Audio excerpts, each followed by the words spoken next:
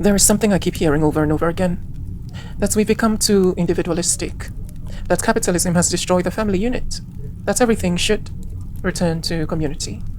And yes, community matters, care matters, empathy matters, people showing up for each other matters.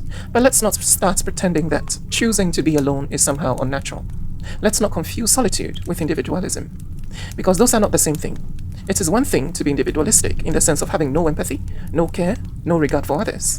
It is another thing entirely for someone to choose solitude for safety, for clarity, for integrity.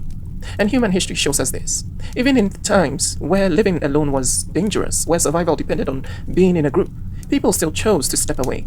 Some of the greatest thinkers, creators, people whose work we value today were shaped in solitude. They stepped away to think, to observe, to experiment, to understand themselves and the world without interference. Sometimes they stepped away because they didn't want to harm others. Sometimes they stepped away because they were being harmed.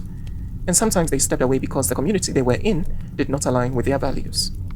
Let's also be honest about what community has always been. Community has never been one unified, perfect thing. Community has always meant tribes, boundaries, differences. Even within communities, there were separations. And within those tribes, people still chose to leave, to find another tribe, or to stand alone. Because sometimes where you are is unhealthy. Sometimes it doesn't align with your integrity, and sometimes the very act of standing in your truth makes you a threat to the people around you.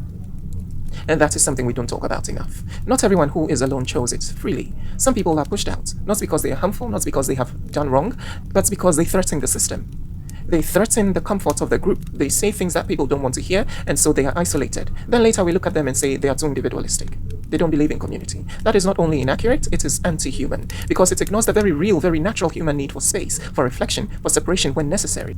And it becomes even more dangerous when professionals, therapists, people trained in human behavior starts pushing this idea that community is the answer to everything. As if community is always safe. As if community is always healthy. As if community cannot also be abusive, manipulative, or controlling.